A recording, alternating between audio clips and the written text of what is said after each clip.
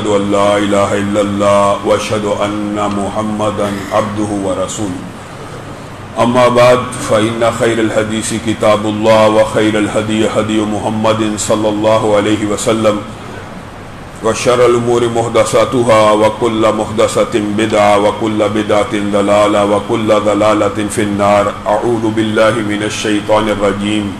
وَلَنَبْلُوَنَّكُمْ بِشَيْءٍ مِّنَ الْخَوْفِ وَالْجُوعِ وَنَقْصٍ مِّنَ الْأَمْوَالِ وَالْأَنفُسِ وَالثَّمَرَاتِ وَبَشِّرِ الصَّابِرِينَ.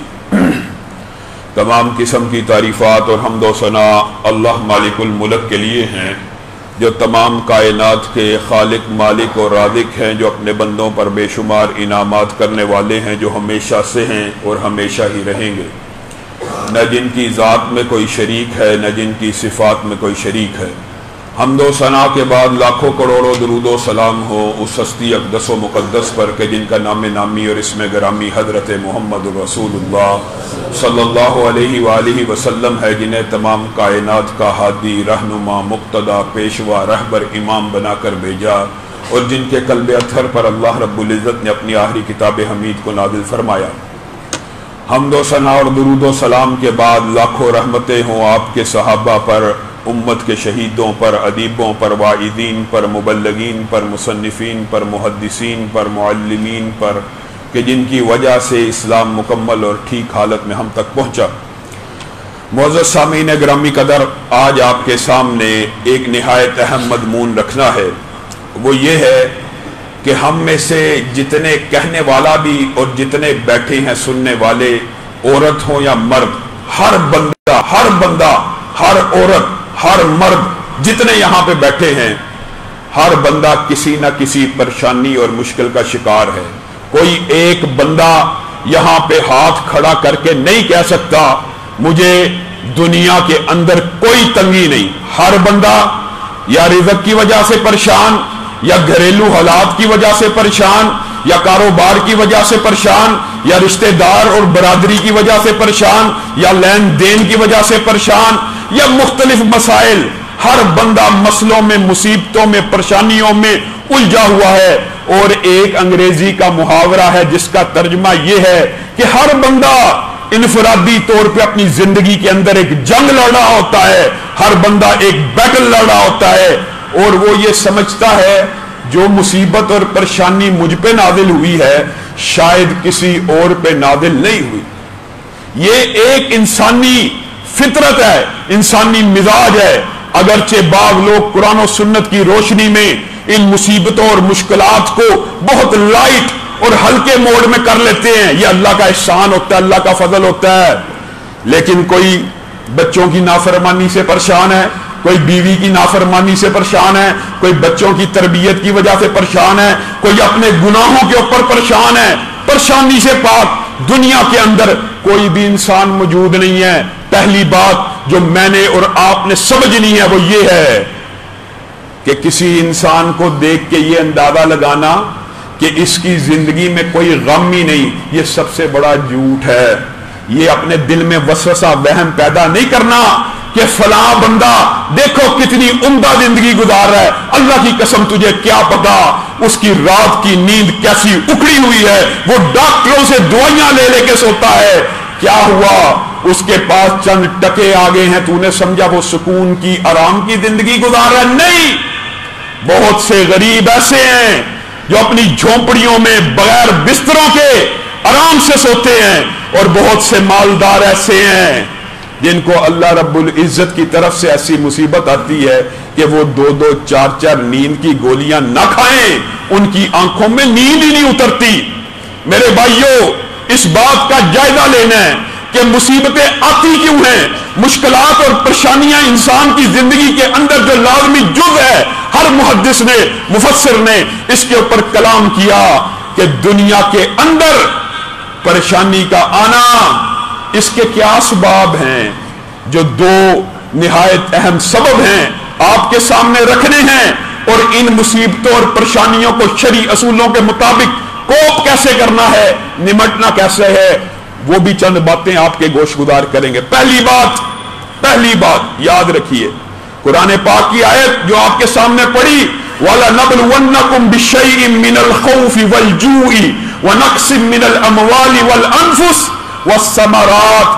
اللہ رب العزت ہو نہیں سکتا کسی بندے کو مسلمان پیدا کرے، اللہ کہہ رہا ہے کلمہ گو ہو اور اس کو آزمایا نہ جائے، کس کے ساتھ؟ کس کے ساتھ؟ خوف کے ساتھ۔ خوف کیا ہوتا ہے؟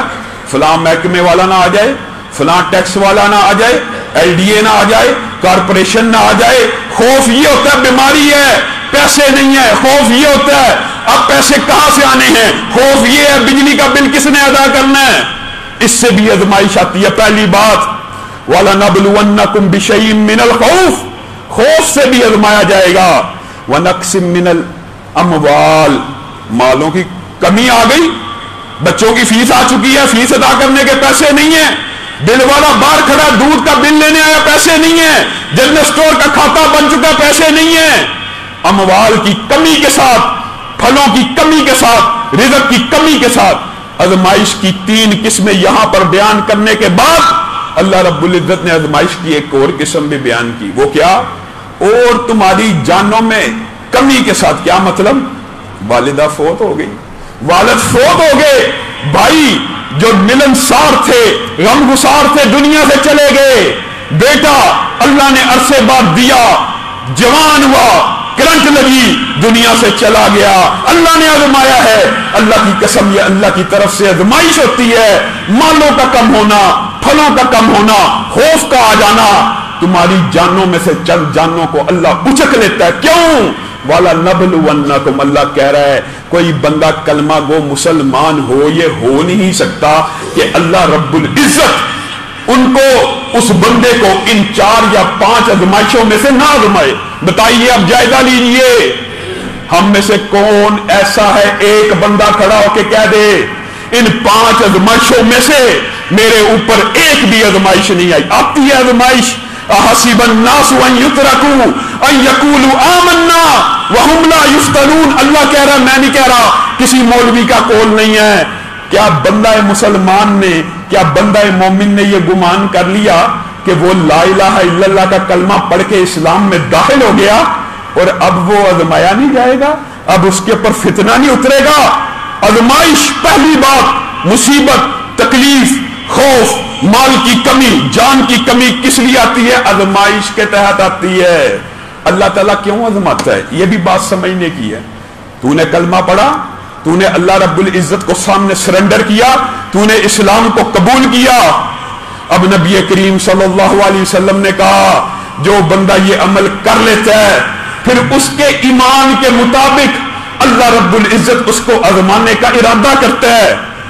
اور سب سے زیادہ شدید آزمائش، سب سے زیادہ شدید آزمائش کس کے اوپر اترتی ہے؟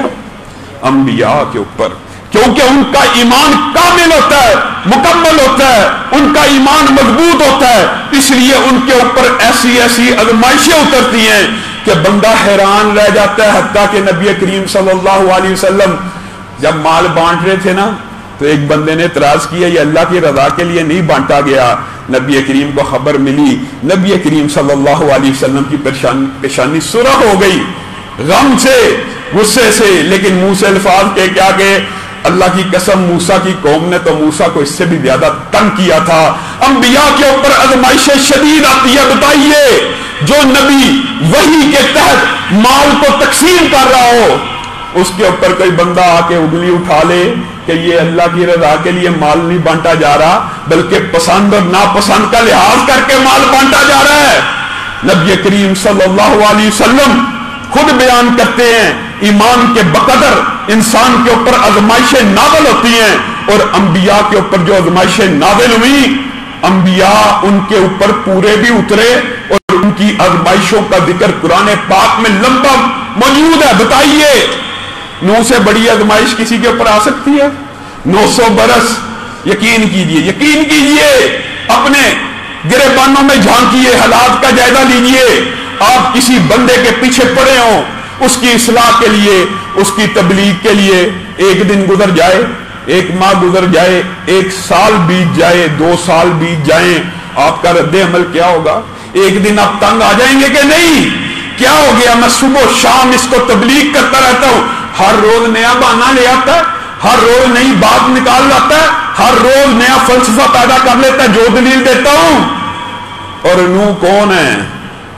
کیا ان کے اوپر یہ آزمائش نہیں اتری کہ ان کو اللہ رب العزت نے کہا تبلیغ کر، بلغ ما انزل الیک، اے نوح جو تیرے اوپر نازل ہوا لوگوں تک پہنچا۔ پھر اس نبی کی استقامت میں کوئی ہلکی سی بھی کمی آئی؟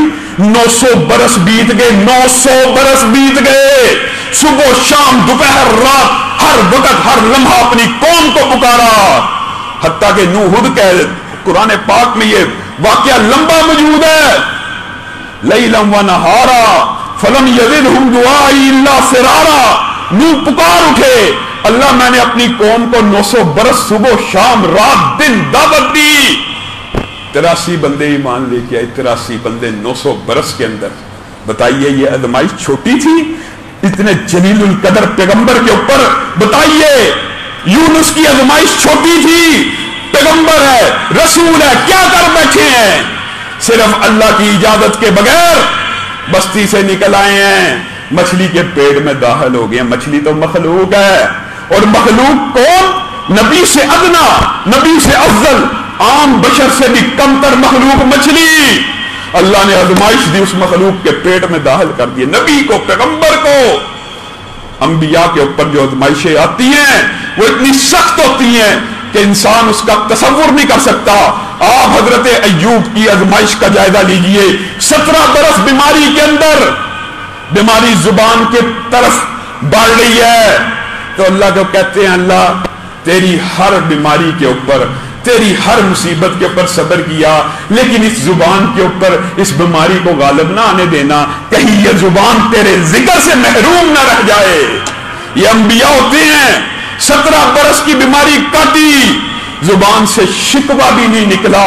پیغمبر یوسف ہے، 9 برس کی جیل کاٹی، زبان سے شکوہ نہیں نکلا۔ پیغمبر محمد الرسول اللہ صلی اللہ علیہ وآلہ وسلم ہے۔ اللہ اکبر، کہاں پہ ہیں؟ مکہ کے اندر۔ کون ہے؟ چچا زاد، کون ہے؟ پھپھا زاد، کون ہے؟ ماموں، کون ہے؟ رشتہ دار۔ ایک توحید کی دعوت دی، پورے کا پورا خاندان ہی دشمن ہو گیا۔ 13 برس اپنے ہی رشتہ داروں کی وادی کے اندر پتھر کھائے، مارے کھائیں، تانے اٹھائے، منہ سے کبھی اف نکلی، لب سے کبھی شکوہ نکلا، جب تک اللہ نے حکم نہیں دیا بس کر دیجئے پیغمبر میں آپ سے راضی ہو گیا، آپ نے استقامت کے پہاڑ کھڑے کر دیے ہیں، اب نکل جائیے، اس بستی کو چھوڑ دیجئے، یہ ظالم ہے جو آپ کے اوپر ایمان لے کے نہیں آ رہے۔ بتائیے انبیاء کی آزمائشیں ان کے ایمان کے مطابق ہوتی ہیں، اور بندہ مومن کی آزمائش اس کے ایمان کے مطابق ہوتی ہے۔ ہاں کچھ لوگ اللہ کو ایسے پسند آتے ہیں جن کا ایمان اتنا مضبوط ہوتا ہے، اور انشاءاللہ جو آزمائش حضرت ابراہیم کے اوپر اتری اس حوالے سے، چونکہ ذی الحج کا مہینہ بھی قریب آ رہا ہے، اس حوالے سے انشاءاللہ مفصل گفتگو خطبات جمعہ میں ہوگی۔ آپ بتائیے کچھ لوگ ایسے ایماندار ہوتے ہیں، قرآن پاک میں بھی ذکر ہے، حدیث میں بھی ذکر ہے، کیا ان کا ایمان اتنا مضبوط ہوتا ہے کہ وہ اس آزمائش پہ بھی پورے اتر جاتے ہیں کہ اگر ان کے جسموں کو آرمیوں کے ساتھ، خنجروں کے ساتھ، بلیڈوں کے ساتھ چیر پھاڑ کے رکھ دیا جائے، ان کے ایمان میں ذرہ برابر بھی کمی نہیں آتی۔ بتائیے آپ نے بلال کو نہیں دیکھا، آپ نے ذوالنیرہ رومی کو نہیں دیکھا، آپ نے حباب کو نہیں دیکھا، آپ نے صہیب کو نہیں دیکھا، یہ کون لوگ تھے؟ یہ انبیاء تھے؟ نہیں، امتی تھے، لیکن ایمان اتنا مضبوط تھا، ایمان کے مطابق آزمائشیں آئیں، اس کے اوپر پورا اتر گئے۔ آج مجھے اور آپ کو کیا کرنا ہے؟ ہمیں ہمارے ایمان کے مطابق اگر آزمائش آئے تو ڈر جانا ہے، گھبرا جانا ہے، اللہ سے شکوہ کر لینا ہے، اللہ کی قضا پہ راضی نہیں ہونا، اور مصیبتوں کے اندر جو فوائد اللہ رب العزت نے پنہا اور پوشیدہ رکھے ہیں ان کو سوچنا نہیں، ان کے اوپر غور و فکر نہیں کرنا۔ میرے بھائیوں، پہلی بات، اور میں یہ سمجھتا ہوں عصر حاضر کے اندر شاید ہی کوئی ایسا ایماندار ہو جو اس بائش کے پیمانے پہ پورا اترتا رہا۔ آج تو ہمارے اوپر جو مصیبتیں آتی ہیں میں یہ سمجھتا ہوں وہ قرآن پاک کی دوسری آیت کے مطابق آتی ہیں. نمبر 1 وجہ مصیبتیں اور مشکلات کیوں آتی ہیں؟ اللہ کی طرف سے آزمائش کی وجہ سے. اور یہ کیسے پتا چلے گا یہ اللہ کی طرف سے آزمائش ہے یا عذاب ہے؟ اس کا بھی مفسرین نے تفصیلی جائزہ لیا ہے. جو بندہ آزمائش اور مصیبت کے آ جانے کے بعد اس کا مقابلہ کرتا ہے، اس کے سامنے سینہ سپر ہوتا ہے، اور جو اصول قواعد ضوابط قرآن پاک میں اس کو نمٹنے کے دیے گئے ہیں، مثلا صبر کے ساتھ، نماز کے ساتھ، دعا کے ساتھ، انفاق کے ساتھ، استغفار کے ساتھ اس کا مقابلہ کرتا ہے، سمجھ لے وہ بندہ خود ہی میرے اوپر آزمائش آئی ہے. اور جو بندہ آزمائش آ جانے کے بعد فون اٹھاتا ہے، موبائل اٹھاتا ہے، اپنے بھائی کے گھر جاتا ہے، اپنے رشتہ داروں کے پاس جاتا ہے اور جا کے کہتا ہے میں اس مصیبت میں پھنس گیا، ہائے میرا بیڑا غرق ہو گیا، یعنی فنا کرتا ہے، جدا کرتا ہے، شور و غوغا کرتا ہے، اپنے اوپر آنے والی مصیبت کا ماتم کرتا ہے. وہ بندہ یاد رکھ لے مفسرین نے لکھا کہ یہ آزمائش نہیں آئی، یہ اس کی گناہوں کی شامت اس کے اوپر نازل ہو گئی. کیوں؟ اتنی سی بات کے اوپر. ہاں یہ مفسرین اور محدثین جب کوئی فیصلہ کرتے ہیں یہ بغیر دلیل کے نہیں کرتے، اس کے پیچھے قرآن و سنت کا ایک نالج ہوتا ہے، فہم اور وزڈم ہوتا ہے. جس کے اوپر آزمائش آئی ہو نا اس کا ایمان اتنا پختہ ہوتا ہے، چاہے اس کے پاس علم نہ بھی ہو، وہ اللہ کی رضا کے اوپر راضی رہتا ہے، اللہ کی رضا کے اوپر راضی رہتا ہے. میرے ذہن میں یہ جو راضی رہنے کے جملے کی وجہ سے میاں باقر رحمہ اللہ کا واقعہ آ گیا. ہماری جماعت کے بہت نیک آدمی سے فیصلہ بات کے، ان کا جواں سال بیٹا 27 برس کی عمر میں فوت ہو گیا. جس وقت فوت ہوا ان کو اطلاع ملی، کہتے ہیں انا للہ و انا الیہ راجعون، اللہ میں تیری رضا پہ راضی ہو گیا.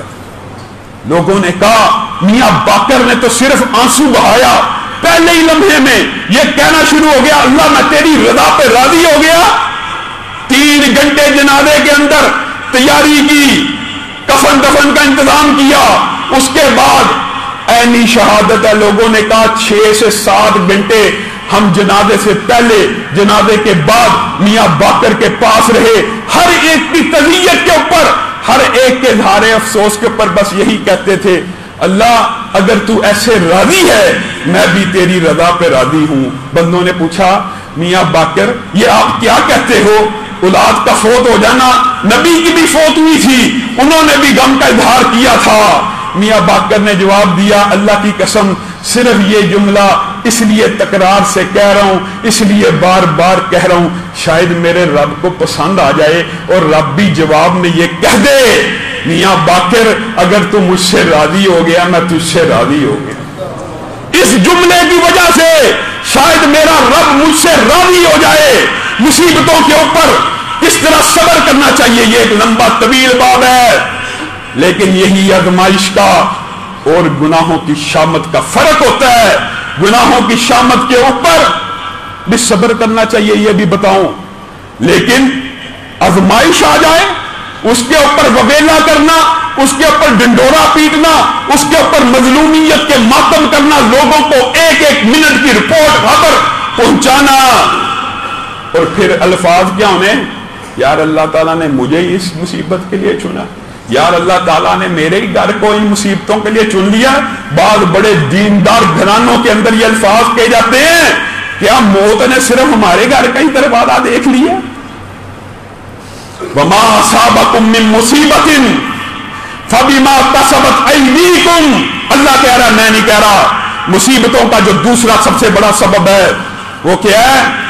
وما اصابکم من مصیبہ، جو کوئی مصیبت تمہیں آتی ہے وہ تمہارے ہاتھوں کی کمائی ہے. وَيَعْفُو عَنْ كَثِيرٍ، اور اگر اللہ رب العزت ہر ہاتھ کی کمائی کے اوپر مصیبت دے تو قرآن پاک کی دوسری آیت پتہ کیا ہے؟ اگر اللہ اپنے بندوں کو ہر گناہ کے اوپر پکڑنا شروع کر دے نا تو یہ دنیا کا نظام ہی نہ چلے، دنیا کے اوپر انسانیت ختم ہو جائے، دنیا کے اوپر ساری مخلوقات ختم ہو جائیں. اگر گناہوں کی ایسی پکڑ آئے جس طرح بندہ ویلا اور شور شرابہ کرتا ہے نا، اگر ویسی پکڑ اللہ کی آ جائے تو دنیا کے اوپر کوئی انسان رہی نہ. وما اصابکم من مصیبت. اللہ اکبر. جو عربی گرامر جانتے ہیں نا وہ اس جملے کے ردم کو، اس جملے کے الفاظ کو پہچانتے ہیں. یہاں پہ مصیبت نکرہ ہے اور من یہاں پہ تبغیضیہ نہیں ہے، استغراقی ہے. اس کا مطلب یہ ہے کوئی بھی مصیبت، کوئی بھی مصیبت. یہ نہیں کہ فلاں والی، مال والی، جان والی، وہ والی نہیں.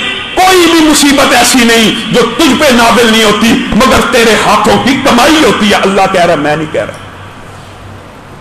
اور ساتھ یہ بھی کہہ رہا وَيَعْفُو عَنْ كَثِيرٍ. ابھی اللہ نے یہ جو مصیبت نازل کی ہے نا، یہ بہت سی گناہوں کو نہیں پکڑا. اگر ان کے اوپر پکڑا ہوتا تو تیرا بیڑا غرق ہو جاتا. دوسری بات، مصیبتیں کس لیے آتی ہیں؟ پہلی بات آزمائش کی وجہ سے، دوسری بات گناہوں کی وجہ سے. بلکہ اللہ رب العزت نے تو معاشرے کے اندر، دنیا کے اوپر جتنا فتنہ اور فساد بپا ہے اس کی بھی، اس کو بھی منسوب کیا تو کس کی طرف کیا؟ گناہوں کے ساتھ کیا. ظہر الفساد فی البر والبحر بما کسبت ایدی الناس. اللہ کہہ رہا ہے زمین پہ، خشکیوں پہ، تریوں پہ یہ جتنا فتنہ فساد بپا ہے یہ لوگوں کے گناہوں کی وجہ سے، لوگوں کے گناہوں کی وجہ سے. اللہ کی قسم امام ابن سیرین ایک مرتبہ قرضے میں جکڑے گئے، کہنے لگے مجھے پتہ ہے یہ میرے اس 40 سال قبل کے گناہ کی شامت ہے. شریح کو پھوڑا نکلا. انہوں نے کہا مجھے پتہ ہے یہ میرے کس گناہ کی شامت ہے. صحابیہ کے سر میں درد ہوئی، کہنے لگی مجھے پتہ ہے سر میں درد، سر میں درد. کتنی چھوٹی بات ہے، ہر ایک کو ہو جاتی ہے. کہتی ہے مجھے پتہ ہے یہ میرے کس گناہ کی وجہ سے ہے. اللہ کہہ رہا ہے، اور یہ وہ ما اصابکم من مصیبہ کا ترجمہ یہ ہے، یہ سر درد نہیں. اگر تجھے سوئی بھی چبھتی ہے، اگر تو باہر جا رہا ہے گھر سے، اپنے بچے سے پوچھتا ہے چابی پکڑا، بچہ کہتا ہے چابی بابا گم ہو گئی ہے. یہ جو گم ہونے کے لفظ کے ساتھ تیرے دل کے اندر ہلکی سی ٹھیس اٹھی ہے کہ چابی گم ہو گئی ہے.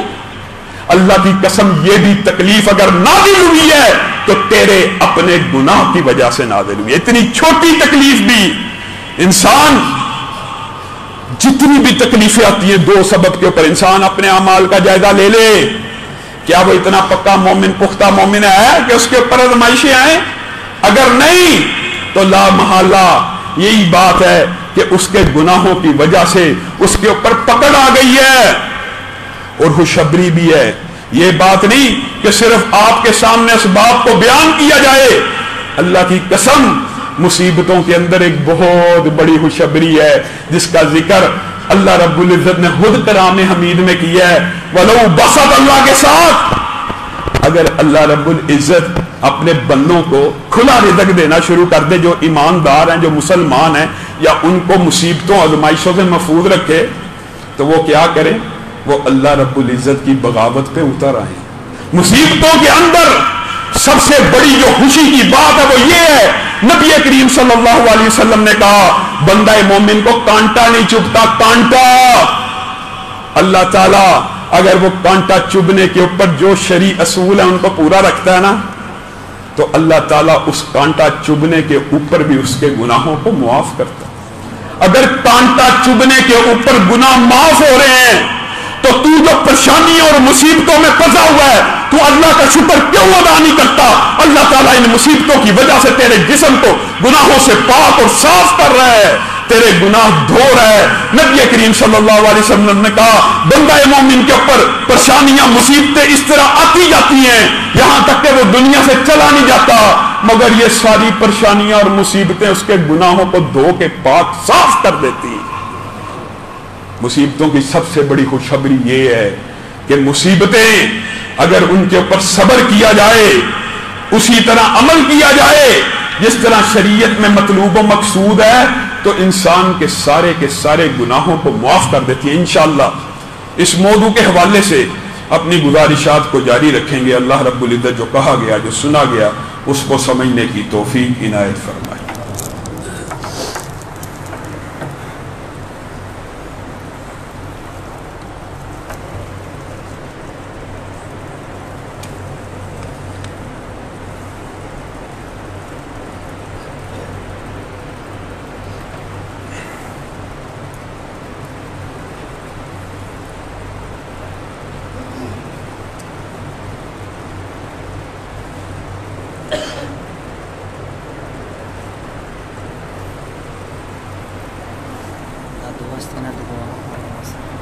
دعا یہ نہیں کروانی، میں اعلان کرتا ہوں انشاءاللہ۔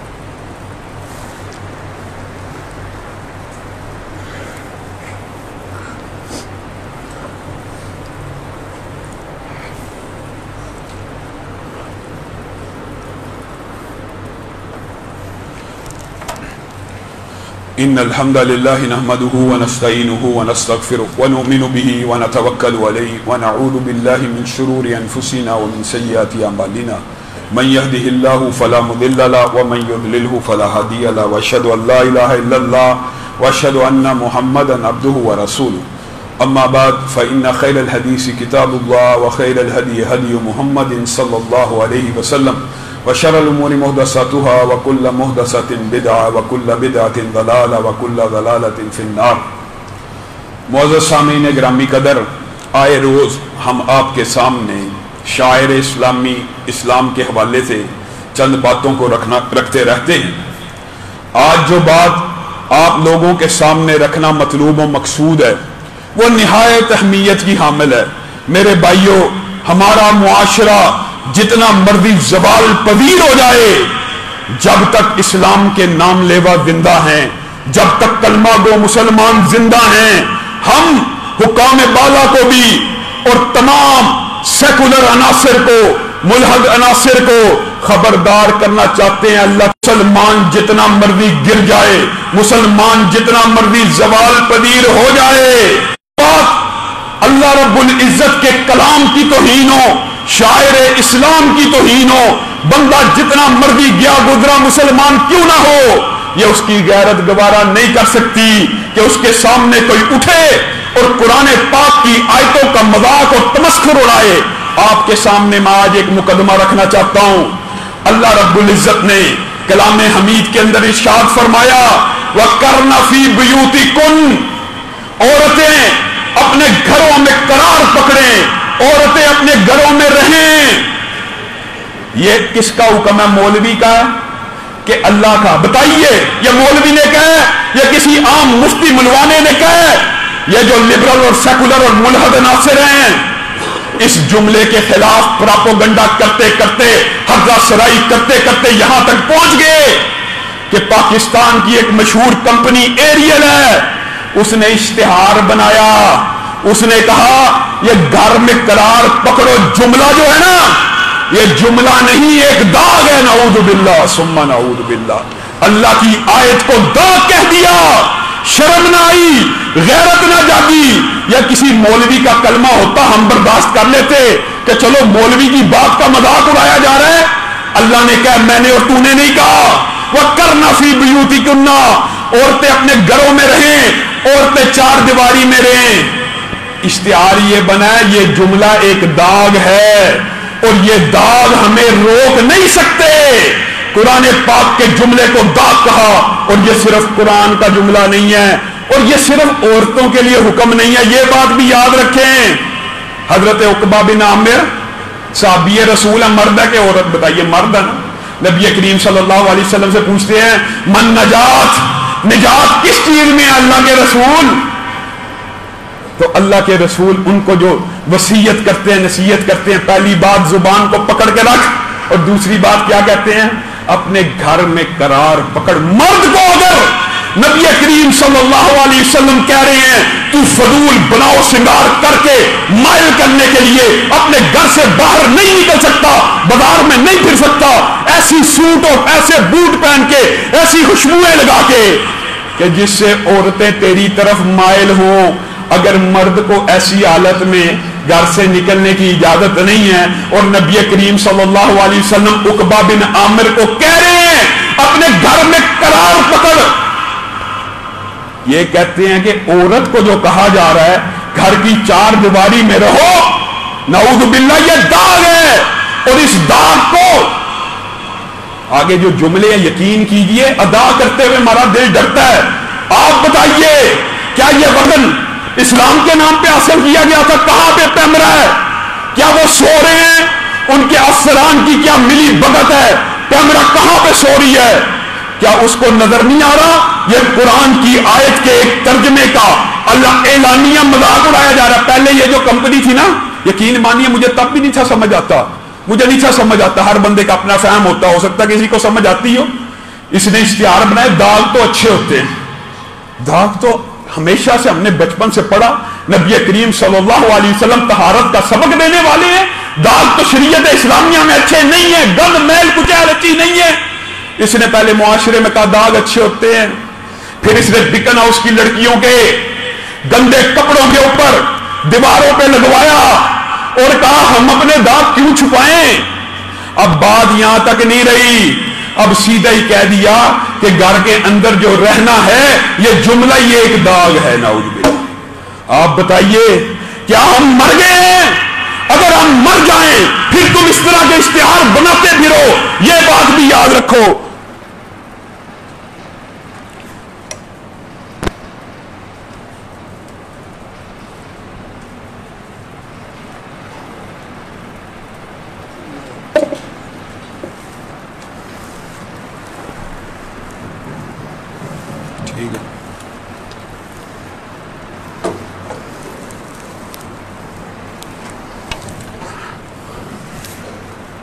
یہ بات بھی یاد رکھی جائے کہ ہمیشہ اللہ رب العزت توبہ کی توفیق اس کو دیتا ہے جو کسی گناہ کو گناہ سمجھے۔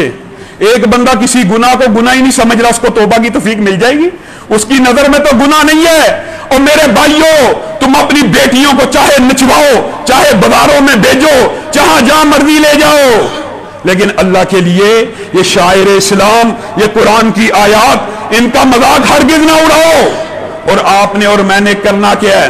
ہمارے کرنے کے کام کیا ہیں آج اس اشتہار کے مد مقابل؟ نمبر ایک بات، آپ نے اور میں نے اس اشتہار کا بائیکاٹ کرنا ہے اور اس کی پروڈکٹ کا بائیکاٹ کرنا ہے۔ لیکن کیا بائیکاٹ کرنے سے یہ لوگ بعد آ جائیں گے؟ نہیں بعد آئیں گے۔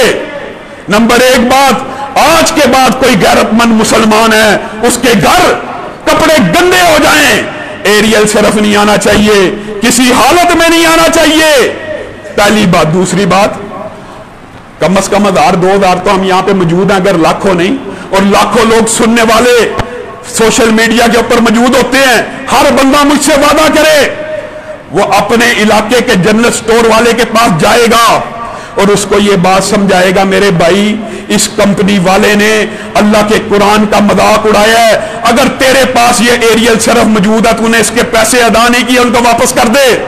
پیسے ادا کر چکا ہے تو صرف یہ جو مال سٹاک ہے اس کو تجھے بیچنے کی اجازت ہے، لیکن آج کے بعد تو نے اس کمپنی کا کوئی ایک ساشا بھی اپنی دکان پہ رکھا، ہم تیری دکان کا بائیکاٹ کر دیں گے۔ آپ نے ہر بندے نے اپنے جنرل سٹور والے کے پاس جا کے اس کو یہ بات سمجھانی ہے کہ بھائی یہ دین کاروبار، یہ جو معیشت کا مسئلہ نہیں ہے، یہ ہمارے ایمان کا مسئلہ ہے، یہ ہمارے دین کا مسئلہ ہے۔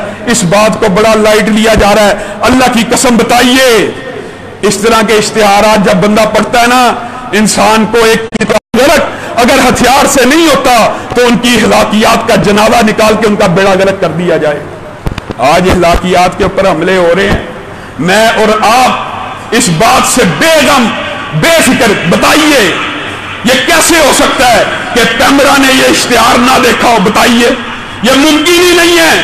پیمرا کے افسران اس میں ملوث ہیں، ایریل کمپنی کا جو ایڈورٹائزنگ ایجنٹ ہے وہ اس میں ملوث ہے۔ ایف آئی اے حرکت میں آئے، ادارے حرکت میں آئے، یہ کسی P T I known league کا مسئلہ نہیں ہے۔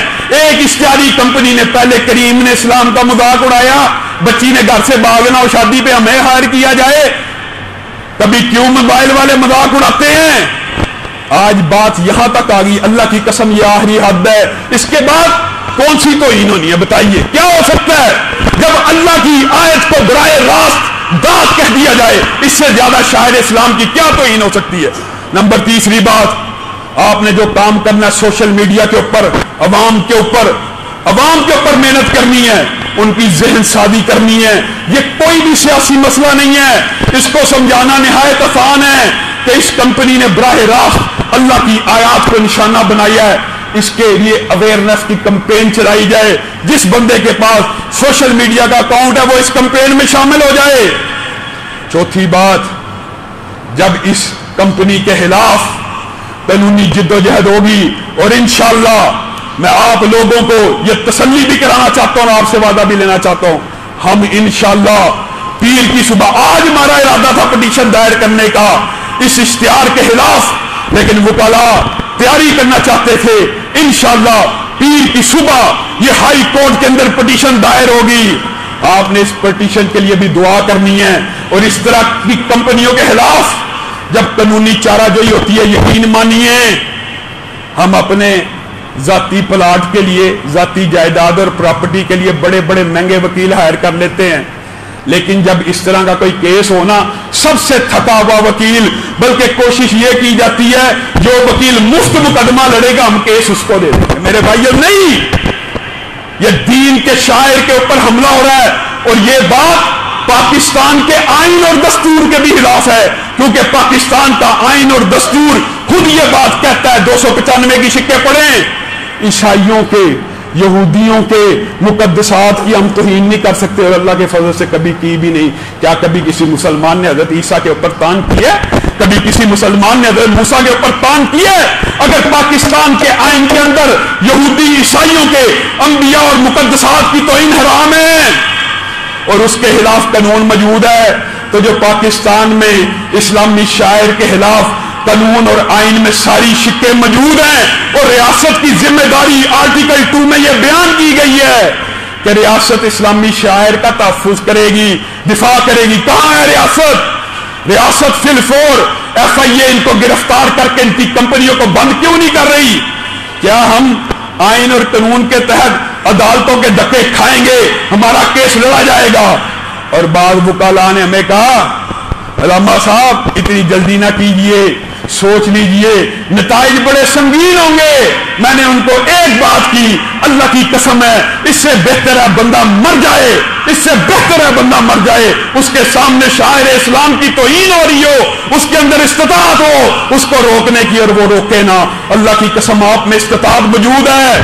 جائیے ہر جنرل سٹور والے کی برین واشنگ کیجیے، آج کے بعد تیرے سٹور کے اوپر اگر یہ پاؤڈر ہمیں نظر آیا ہم تیرا بائیکاٹ کر دیں گے. استطاعت ہے کہ نہیں؟ کیوں نہیں ہے؟ ہر بندے کے اندر استطاعت ہے. اور دکھ کی بات پتہ کیا ہے؟ کمپنی جی ہو سکتا ہے یہودیوں کی، اور مجھے یقین ہے، ابھی میں نے تحقیق نہیں کی، اس کے پیچھے اسلام دشمن لابی یقینی طور پہ موجود ہے، جو مسلسل پاکستان کے اندر اسلامی شاعر کا مذاق اڑایا جا رہا ہے.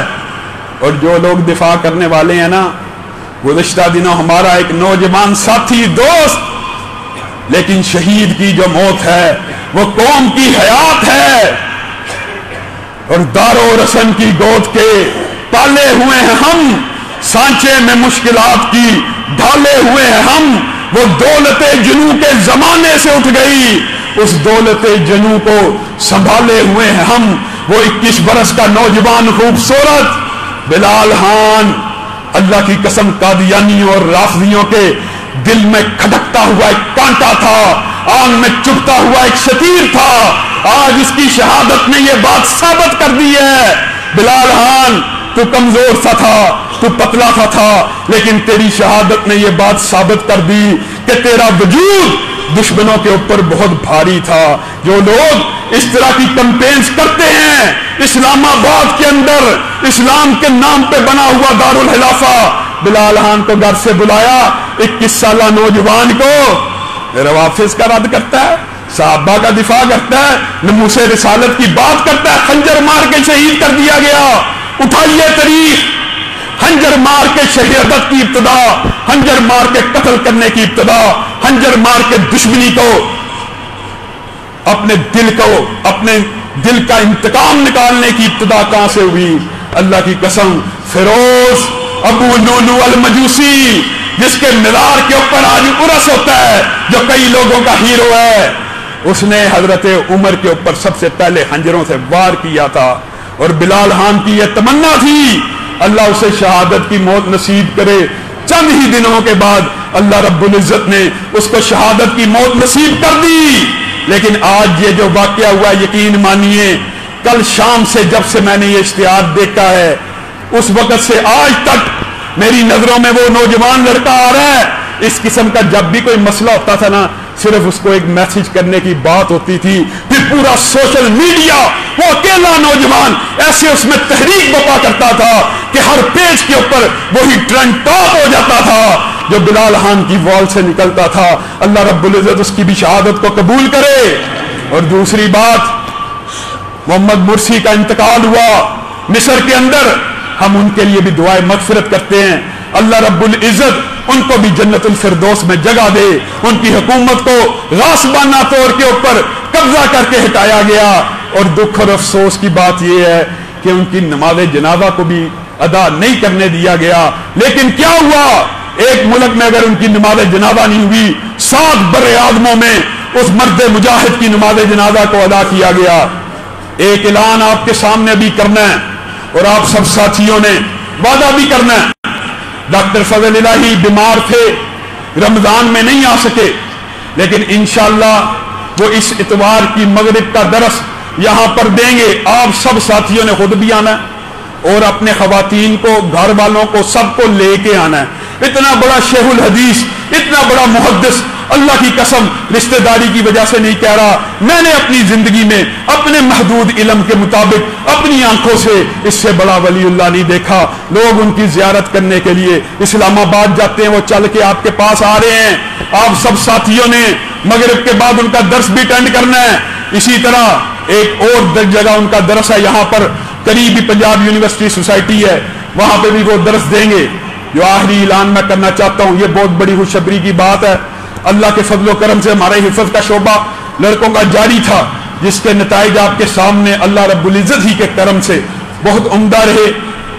اس نتائج کو اور اس تجربے سے فائدہ اٹھاتے ہوئے ہم نے ہفتے کے دن یعنی کل صبح سے بچیوں کی حفظ کی کلاس اور بچیوں کی تربیت کی کلاس کا بھی ابتدا کر دی ہے. آپ سب ساتھی مدارس میں داخلوں کا بھی آغاز ہو چکا ہوا ہے. اپنے ایک ایک بچے کو دین کے رستے پہ لگائیے تاکہ جب آپ سوئے ہوں, آپ دنیا سے چلے جائیں, آپ قبر میں ہوں, وہ بچہ آپ کے لیے صدقہ جاریہ ہو. آپ سب لوگ بچیوں کے لیے بھی, ان کی دینی تربیت تعلیم کے لیے بھی کل سے یہاں پہ ان کے لیے داخلوں کا آغاز ہو رہا ہے, ان کو بھیج سکتے ہیں. اللہ رب العزت جو کہا گیا, جو سنا گیا, اس کو سمجھنے کی توفیق عنایت فرمائے. سبحان ربک رب العزت عما یصفون وسلام علی المرسلین والحمد للہ رب العالمین.